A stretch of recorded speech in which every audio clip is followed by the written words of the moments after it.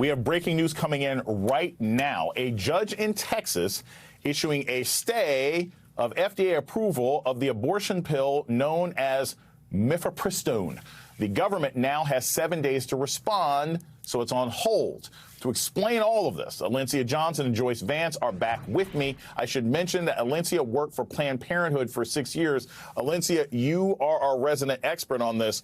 What does this ruling mean, and what are the immediate consequences for the people of Texas, possibly the people across the United States of America? I think what you just said is the right thing that we need to talk about. This isn't just a decision impacting Texas people who may become pregnant. This could impact every single state, even the states where they are trying to expand access to abortion care, because over 50% of abortions are managed through mifepristone, or known as the abortion pill. And so I think we have to remember that what happens in Texas does not stay there. And we have to realize that women and people who are pregnant, people who are trying to end their pregnancy, are going to be scared, are going to be concerned that they may not have the options that have been safe and effective for the over 20 years that this has been FDA approved, literally 99% safe, right? Over 99% safe. And so people are going to be scared. They're going to be concerned because they may not be able to receive the medicine that they need. But the political implications of this will be even more dire, I believe, than what we saw in the overturning of Roe and the Dobbs decision. And women and young people and folks all over are going to be galvanized on this issue. And so it might feel like a dark moment right now, but politically, this is a huge mistake for the anti-abortion movement. So, Joyce, just so we're clear here, what does the ruling actually say? It's denying or slowing down approval of an abortion pill that's been accessible for the last 20 years? How is that even possible? How did we get here? I guess that's the part that a lot of people still want to understand. Right. So the holding in this case says that the FDA wrongly granted approval for use of the drug mifepristone. That's one of the two drugs used for a medication-managed abortion. And the judge says that was a mistake. I'm going to invalidate that approval. Mifepristone is no longer approved for nationwide distribution.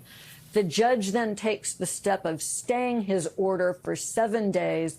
It will go into effect at the end of 7 days if both the Fifth Circuit and the United States Supreme Court pass on the opportunity to stay his order.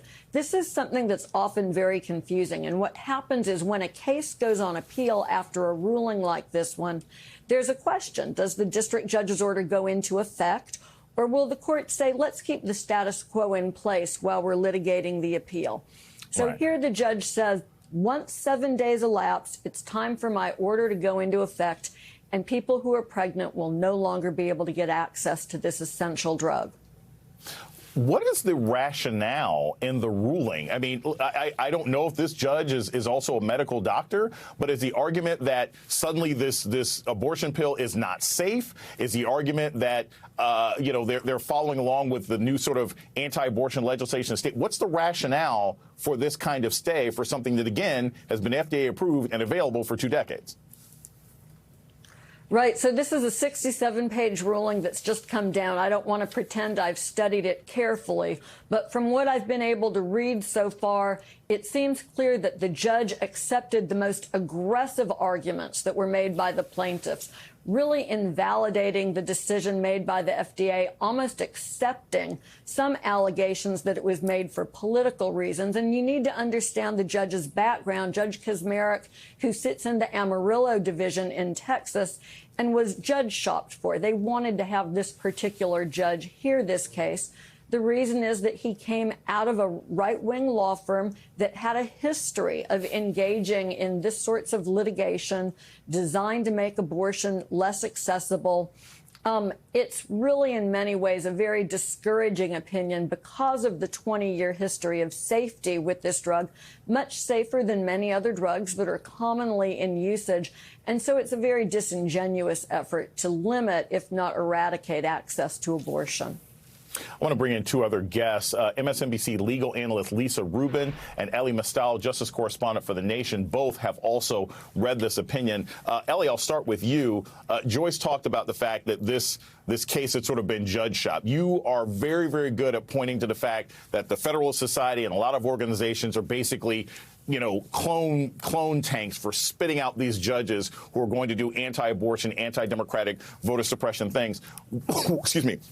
What did you see in reading this ruling that sort of sounds like the talking points that the right has been promoting for the last 15 or 20 years? What are some things that you may have noticed in this ruling?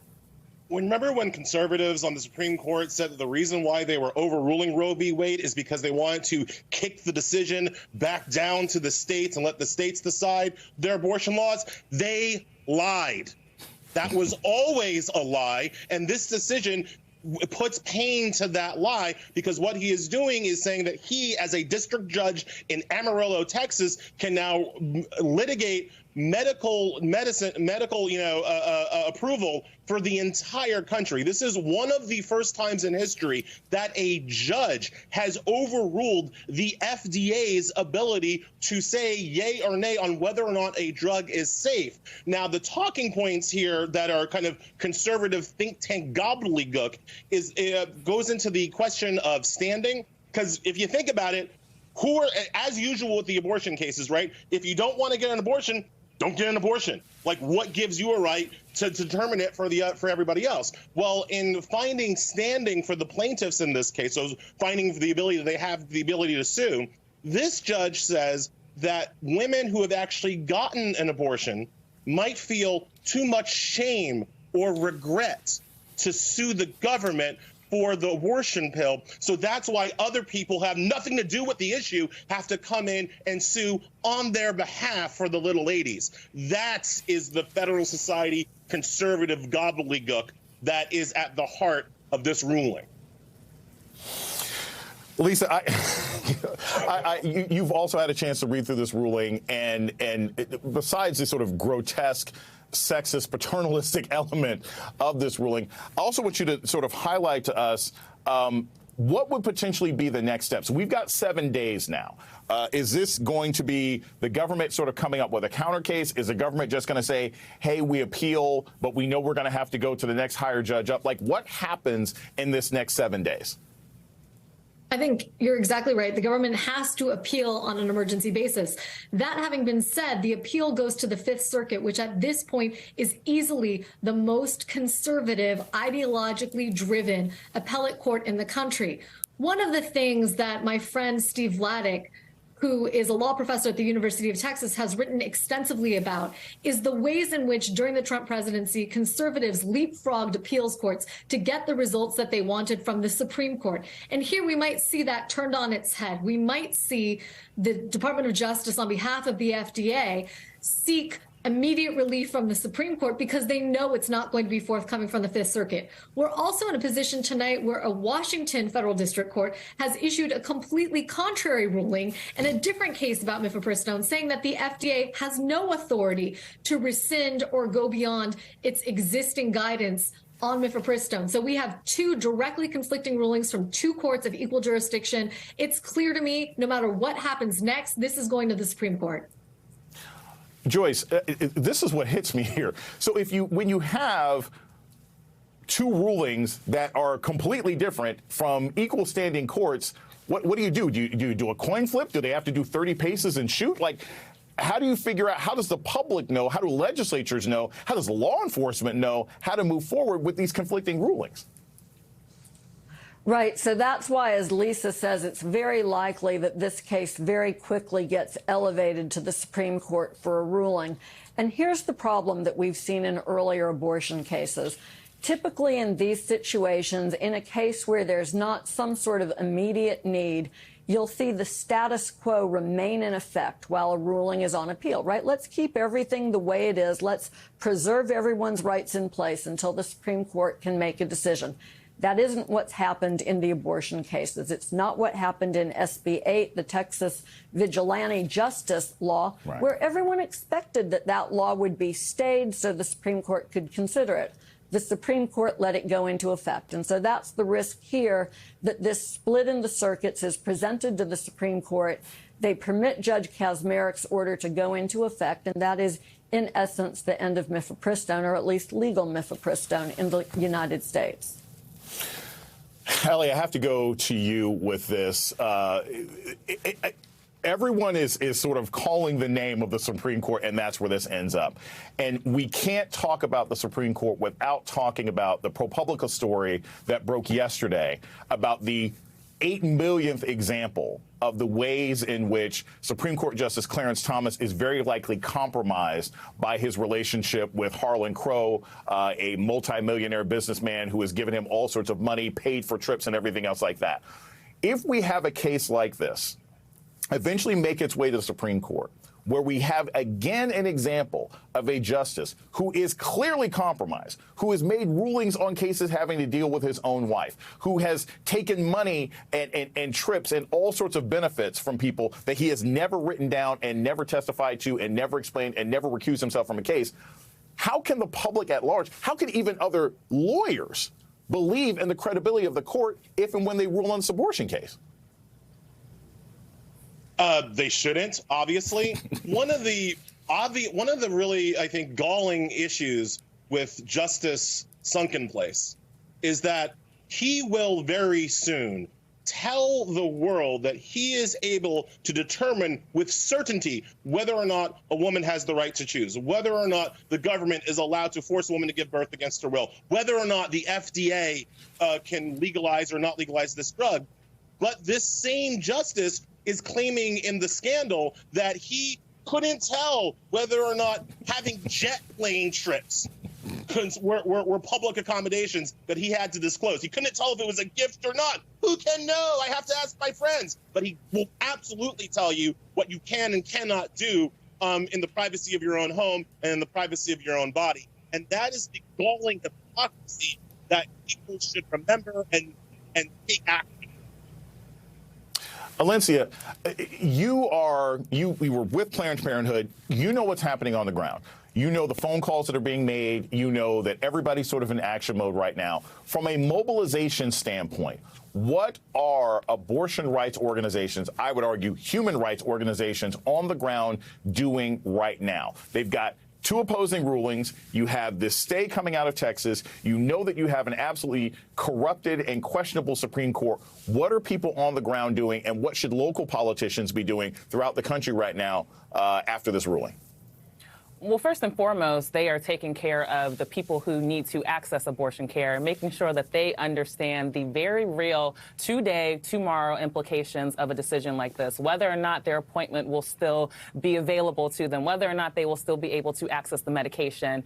And then on top of that, they are continuing to educate their base on the horrible actors who have literally rammed through this decision that actually goes against what majority of Americans want. And the reality is, majority of Americans also includes independents and Republicans. We have seen in several states over the past couple of years that when we take the conversation and the decision around abortion access directly to the voters, more times than not, and even in red states, the people actually support abortion rights. And so you're going to continue to see groups like Planned Parenthood, like NARAL, the reproductive justice organizations like Sister Song, so many actually speak directly to their base, rile them up, and figure out what is our day-to-day strategy, what's our electoral strategy. And I'm not just talking 2024. We're talking the local races, the Supreme Court race that was in Wisconsin that was just decided, thankfully, on Tuesday. And they're going to have a broader conversation culturally of how do we get the will of the people to actually match the decisions of the leaders that are in office. And one quick thing about Kaczmarek. This decision, yes, it is in Texas, and it impacts nationally as we're all talking about this. The thing that the Supreme Court said in the Dobbs decision was that we're sending this decision back to the states. This is a national decision, and this goes towards the Republicans' motive to have a national abortion ban, and they are trying their hardest to get closer to that. Lisa, when we look at the people who are potentially going to be fighting back against this, who is sort of, I guess, the main government spokesperson? Who's the tip of the spear? Is it going to be the FDA? Is it the Department of Justice? Is it going to be the Biden administration? Who kind of gets tagged in first in this particular case in order to see if they could get, would it get the judge to overturn their decision? Would it get the judge, the stay to sort of be changed and then you face the next court? Who's sort of starting us off in this fight back? from a legal strategy, that's all about Merrick Garland. And I want to say Merrick Garland, on the day that the Dobbs decision was handed down, talked about the formation of a reproductive health access task force. And he specifically invoked making sure that women had access to mifepristone. What the Department of Justice didn't do, however, was affirmatively litigate whether or not the FDA had the authority to tell states that mifepristone was unobjectionable and not within their control to regulate. And they didn't do that. And that's why, in part, we're in this position now, because they didn't seek to assert the preeminence of the federal government as the regulator of drugs, which mifepristone is. But, to your point, who is going to be the lead spokesperson here? From a political perspective, I think we should look to Kamala Harris again. Certainly, recently, the administration has put her out as the person who is most responsible for communicating with the American public about the implications of this decision. A few weeks ago, she said publicly, look inside your medicine cabinet, because that is what these folks are trying to do. The implications of this decision go far beyond abortion. They go to decisions that the FDA is entrusted to make about the safety and efficacy of the drugs inside your medicine cabinet that all of us rely upon in some way, shape, or form for our health. And these folks are trying to take it away. Ellie, there's a reason I always call you the sort of Lewis Black of law and politics, because your rage is not only sincere, but it's sort of catharsis for a lot of people out there. I can't help but remember the fact that you, online and in writing, had made arguments almost a year and a half ago that the federal government should have an abortion rights task force and that they should be sending these sorts of things around the country. And now we're seeing another example of how the Department of Justice, basically not anticipating or blindly ignoring where Republicans were going, leaving Americans being denied rights again. What's your thought about that? And since they seem to be always playing catch up, what would you say is the best strategy catch up wise now that this ruling has come down? Republicans always telegraph their moves. They have been coming for abortion for 40 years. None of this is new. All right. None of this is coming out of left field. And at some point you have to, it's not enough to say like, oh, I stand with women. You actually have to go fight for them. You actually have to get up and go fight for people and to make sure that they have their rights. And that, yes, absolutely includes Merrick Garland being the tip of the spear. Absolutely includes my forever vice president, Kamala Harris. But I'm not willing to let Joe Hyde Amendment Biden off the hook here, right? There is a reason why the federal government is not in the game funding these abortions that they should be, and that is because of a budget rider that Democrats have thus far failed and refused to take out of the annual budget. So it's passed again and again and again. That's called the Hyde Amendment. At some point, everybody has to get in the game, not merely to say that abortion should be safe, legal, and rare, although surely they should be safe, legal, and rare, but to say that abortion rights are human rights, and we are not going to cede any more ground to these forced birth advocates. And that's what I'm going to need to hear, not just from the people that we've mentioned, but from Biden and from the Democratic Party all up and down the line. And as we're saying, that's also the politically smart thing to do anyway. So it's the legally right thing to do, it's the morally right thing to do, and it's the politically right thing to do. So we should do it. And yet, how many times has that been the case? And we've seen a failure by this administration. Alencia Johnson, Joyce Vance, Lisa Rubin, and Ellie Mistal, thank you so much for joining us on The Beat tonight. That does it for me.